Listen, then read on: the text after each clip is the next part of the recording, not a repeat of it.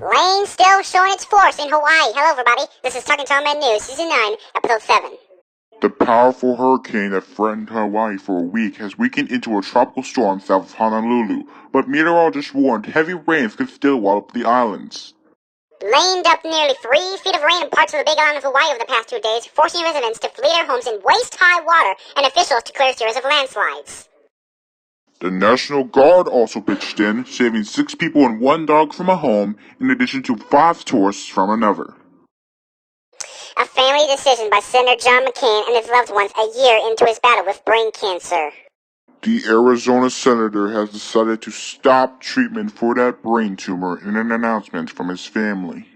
McCain hasn't been at the Senate since December, months after he was diagnosed with the disease. Kentucky Senator Mitch McConnell says the entire McCain family is in his thoughts and prayers at this incredibly difficult hour.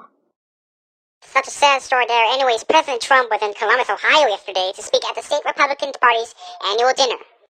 A wide range of topics were discussed, including the murder of Molly Tibbetts, the 20-year-old Iowan who was suspected to be killed by an immigrant. Other topics included renegotiating NAFTA, NFL players kneeling during the national anthem, and the opioid crisis. U.S. Secretary of State Mike Pompeo will not be traveling to North Korea in the immediate future after President Trump asked him to call off a planned trip. The president tweeted that insufficient progress was being made in dismantling Pyongyang's nuclear program. He also just suggested China was not doing enough to put pressure on North Korea due to trade tensions with the U.S. A 16-year-old is dead and an 18-year-old is in critical condition after a shooting near Armijo High School in Fairfield, California yesterday evening. 2 suspects have been arrested in connection with the double shooting, which prompted the evacuation and lockdown of the school. A junior varsity football game at the school was abruptly cut short, and police described the shooting as a gun battle between 2 groups. A federal agent shot and killed a man earlier today in North Charlotte, North Carolina, after the man tried to run over the agent with his vehicle. Agents with the Department of Homeland Security and North Carolina Alcohol Law Enforcement were conducting an inspection at the Tropics Bar in the 4700 block of North Charles Street around 1:55 a.m. Police say the agents were inside the bar when a disturbance occurred. Patrons and employees then moved outside to the parking lot where the disturbance continued. Police say Donald Janvier, 30, got into a vehicle and drove towards the agent and struck him. The agent subsequently fired his weapon and shot Janvier. The agents had minor injuries and was taken to CMC by medic. Janvier was pronounced dead on scene by medic.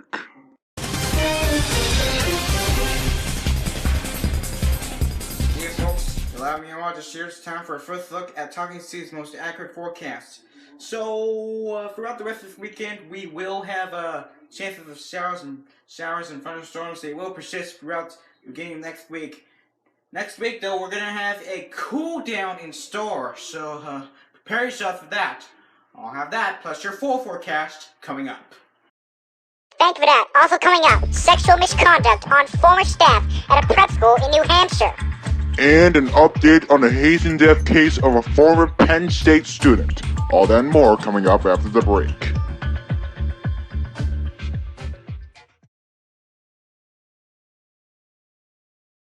Welcome back. It has been rumored that the series will follow in the footsteps of the recent quality change, as noticed in Season 18's premiere episode of Wacky Windows airs.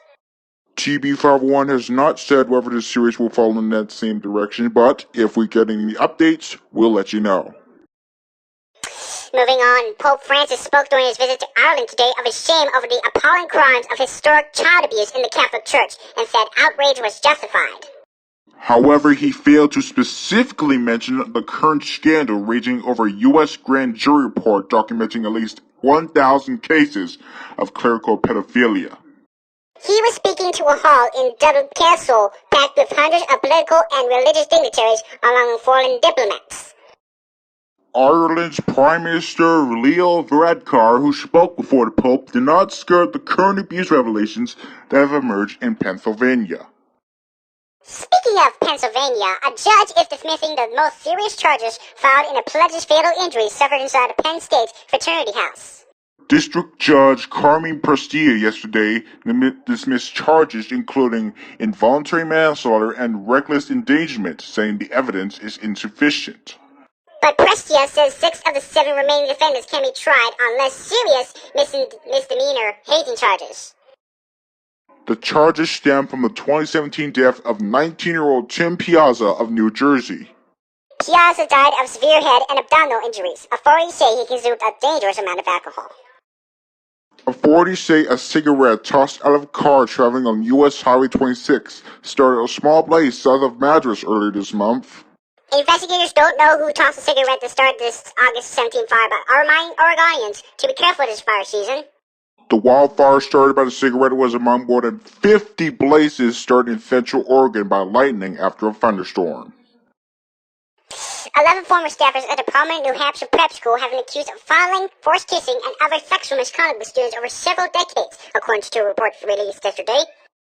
The report released by Phillips Exeter Academy also found that school administrators often fail to act on complaints of abuse. In several cases, they never recorded the complaints of wrongdoing in personal files, allowing teachers to be hired elsewhere, despite concerns about their behavior. The allegations involve staffers who have since been fired, left the school, or have died. Several have been named in the past by the school.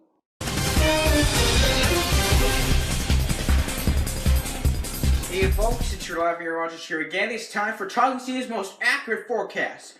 For this afternoon, we'll be seeing mainly cloudy skies with high of 23, humid index 29, UV index will be 5 or moderate. Tonight, there is a good chance of showers overnight with risk of thunderstorm 2 with a low of 15. Tomorrow, with the mainly cloudy skies with a low chance of showers, and there's also risk of thunderstorm 2 with a high of 22, humid index will be 26. UV index will be 4 or moderate. There is a better chance of showers tomorrow night, 70%. And we'll have periodic chances for showers within the next couple of days. They will appear to be easing off in the middle of the week, but not before we go back into below normal temperatures for a brief period. But they will be back on the rise as the week concludes. That's it for your forecast. Now back to you. Thanks for that. Now let's check in with Talking Paul, our sports specialist, with your sports update.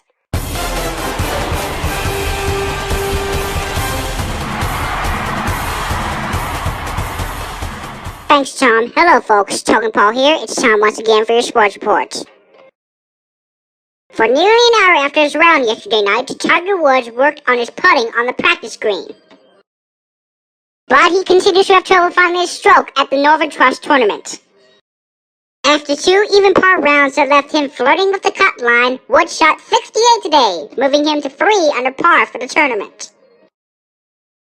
Ohio State head football coach Urban Meyer and athletic director Gene Smith have both been suspended after a university investigation into what they knew about an assistant coach's alleged abuse.